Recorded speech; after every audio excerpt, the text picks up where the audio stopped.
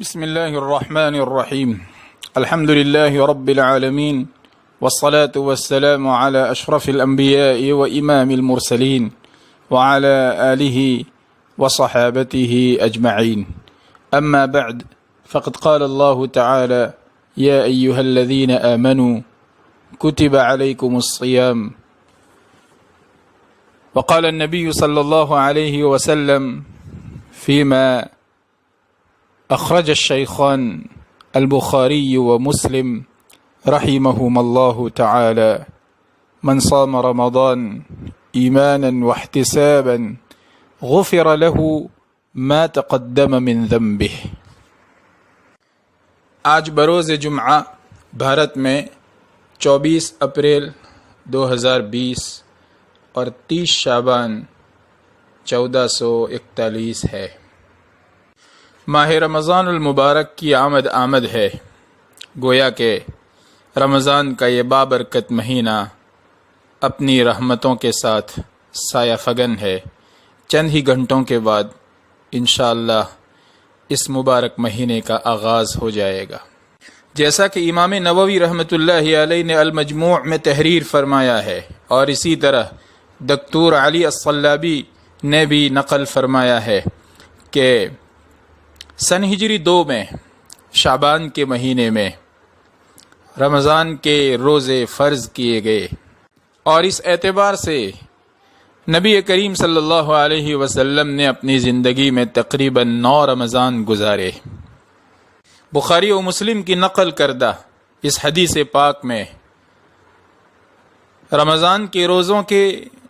بہت فضائل وارد ہوئے ہیں۔ یہ ایک عظیم فضیلت ہے جو رمضان کے روزوں پر حدیث پاک میں وارد ہوئی ہے۔ چنانچہ آپ علیہ الصلوۃ والسلام نے ارشاد فرمایا: من صام رمضان ایمانا واحتسابا غفر له ما تقدم من ذنبه۔ جو شخص رمضان کے روزے رکھے گا ایمان اور احتساب کی کیفیت کے ساتھ، تو اس کے وہ سارے گناہ معاف کر دیے جائیں گے جو اس سے پہلے اس کی زندگی میں اس نے کیے ہوں گے۔ پچھلے سارے گناہ معاف ہو جائیں گے۔ ویسے مسند احمد کی ایک حدیث میں وما تأخر بھی آیا ہے، جس کا مطلب ہے کہ آئندہ زندگی میں ہونے والے گناہ بھی معاف ہو جائیں گے، لیکن ما تأخر کے الفاظ صرف مسند احمد ہی میں ہیں۔ باقی تمام کتب حدیث میں صرف ما تقدم من ذنبہ ہی ہے کہ اس کی زندگی میں پہلے ہو چکے گناہ معاف کر دیے جائیں گے۔ رمضان کے روزے رکھنے کی صورت میں اتنی بڑی فضیلت کہ پچھلے سارے گناہ معاف ہو جائیں گے، اس کے لیے روزوں کے دوران، روزہ رکھنے کے دوران مومن کا 2 کیفیتوں کے ساتھ ہونا ضروری ہے۔ ایک کیفیت ایمان، ایک کیفیت احتساب۔ کسے کہیں گے ایمان، کسے کہیں گے احتساب، یا اس حدیث پاک میں ایمان اور احتساب سے کیا مراد ہے؟ چنانچہ شارح بخاری حافظ ابن حجر رحمۃ اللہ علیہ نے بیان فرمایا ہے کہ ایمان سے مراد ہے کہ روزہ رکھنے والے کو یہ اعتقاد و یقین ہو کہ اس کے رب کی طرف سے یہ روزہ اس پر فرض ہے اور اسے رکھنا ہی رکھنا ہے۔ اور احتساب کے معنی ہے اللہ تبارک و تعالی سے ان روزوں پر اس کو اجر و ثواب حاصل ہوگا، اس کی چاہت، طلب اور رغبت ہو۔ صاحب تحفۃ الاحوذی نے نقل فرمایا ہے کہ مطلب ہے کہ اس کا دل اس بات کی تصدیق اور یقین رکھتا ہو کہ روزہ اس کے اوپر فرض ہے اور یہ اسلام کے ارکان میں سے ہے، اور اس پر جو اجر و ثواب اللہ تبارک و تعالی عطا فرمانے والے ہیں اس کا بھی یقین ہو۔ اسی طرح علامہ خطابی رحمۃ اللہ علیہ نے بیان فرمایا ہے کہ احتساب کی کیفیت ہو، یعنی عزیمت کی کیفیت ہو، اور اس کا مطلب یہ ہے کہ روزہ رکھنے والا یہ روزہ ثواب کی چاہت کے ساتھ رکھے، دل کے انشراح اور فرحت و خوشی کے ساتھ رکھے۔ روزوں کو اپنے لیے بوجھ نہ سمجھے، اور اسی طریقے سے اگر روزے ایسے موسم میں آئے ہوں کہ وہ دن لمبے ہوں، جیسے آج کل گرمی کے روزے ہیں، دن بہت لمبے ہوتے ہیں، تو لمبا نہ سمجھے، بلکہ دن کے لمبے ہونے کی صورت میں اس کو جس مشقت، تعب اور تھکن سے گزرنا پڑے گا، اس کو اجر و ثواب کے اضافے اور زیادتی کا سبب سمجھ کر رغبت اور شوق کے ساتھ روزے رکھے۔ اسی طرح صاحب تحفۃ الاحوذی نے بیان فرمایا ہے کہ ایمان و احتساب کا مطلب یہ ہے کہ یہ روزہ رکھنے والا جو روزے رکھ رہا ہے وہ ایمان کی کیفیت کے ساتھ، احتساب کی کیفیت کے ساتھ روزہ رکھے کہ اللہ تبارک و تعالیٰ نے روزے اس پر فرض کیے ہیں، اور ان روزوں کی صورت میں اس پر آنے والی مشقت اور تھکن کی صورت میں اس کو اجر و ثواب عظیم عطا ہوگا، حاصل ہوگا۔ یہ نہ ہو کہ لوگوں کے خوف اور ڈر کی وجہ سے وہ روزے رکھ رہا ہے، یا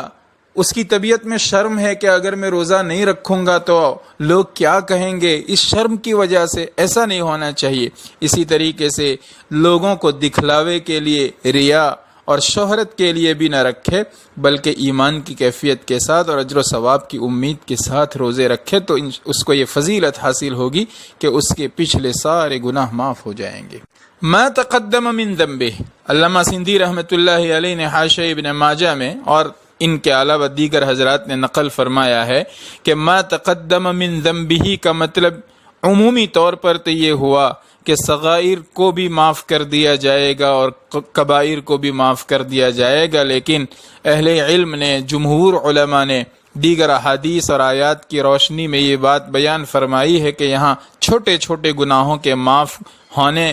کو مراد لیا جائے گا۔ اور ویسے حقیقت یہ ہے کہ ایک مومن اول تو اہتمام کرتا ہے کہ کبیرہ گناہ اس سے صادر نہیں ہوتے، اور اگر ہو جاتے ہیں تو کبیرہ گناہوں کا بوجھ لیے لیے وہ نہیں پھرتا، بلکہ جلد از جلد اس سے توبہ تلہ کر کے گناہ کبیرہ کا بوجھ اپنے اوپر سے وہ اتار دیتا ہے اور ہٹا دیتا ہے۔ ایک مومن کے ذمے کبیرہ گناہ باقی ہی نہیں رہتے، چھوٹے چھوٹے گناہ اس سے ہو جایا کرتے ہیں، تو وہ سارے کے سارے گناہ معاف ہو جائیں گے۔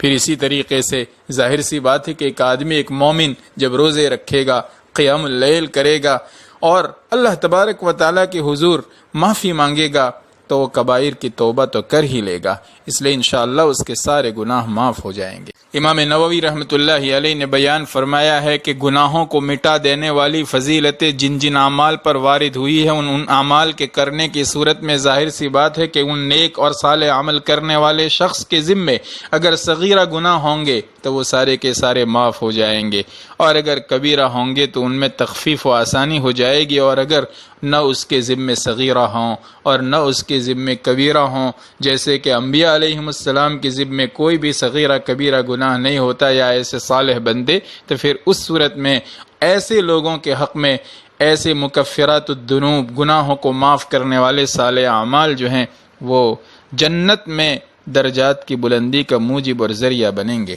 بہرحال اس حدیث پاک سے یہ معلوم ہوا کہ جو شخص روزہ رکھتا ہے رمضان کے اور اس کے دل کی کیفیتیں دو ہوں، ایمان کی کیفیت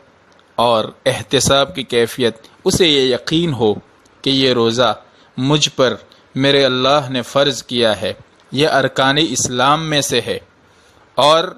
اس پر مجھے اجر و ثواب اللہ تبارک و تعالیٰ کی طرف سے عطا ہونے والا ہے، اور احتساب کی کیفیت ہو، یعنی اس کے دل میں یہ رغبت ہو، یہ چاہت ہو کہ اس پر اللہ تبارک و تعالیٰ کی طرف سے مجھے اجر و ثواب حاصل ہوگا، اور یقیناً مجھے اللہ تبارک و تعالیٰ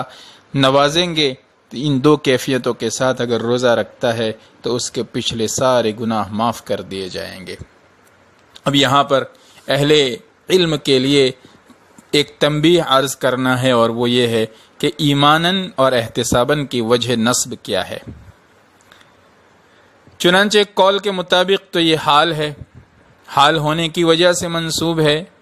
اور ایماناً مؤمناً کے معنی میں اور احتساباً محتسباً کے معنی میں، جیسے قرآن کریم میں ایک جگہ آیا ہے یأتینک سعیا ای یأتینک ساعیات۔ ظاہر سی بات ہے اہل علم سمجھتے ہیں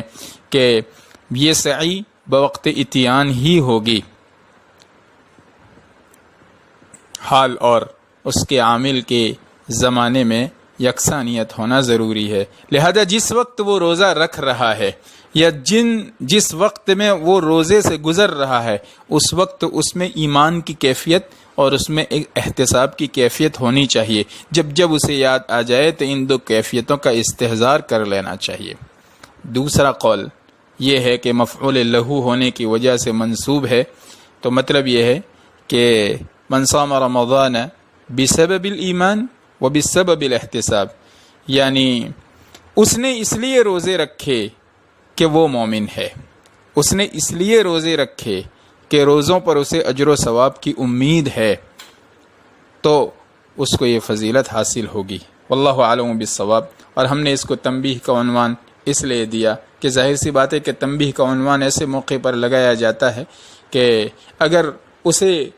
الگ سے مستقل نہ بھی بیان کیا جائے تو ما قبل سے اس مضمون کی طرف اشارہ نکلتا ہے اور سمجھدار لوگ سمجھتے ہیں، تو ماشاءاللہ اہل علم تو سمجھتے ہی ہیں، اور ہم نے اس کو مستقلاً بھی بیان کر دیا۔ اللہ تبارک و تعالی ہمیں ان دو کیفیتوں کے ساتھ روزے رکھنے کی توفیق و سعادت عطا فرمائے۔ وآخر دعوانا الحمدللہ رب العالمین۔ شکریہ۔ السلام علیکم۔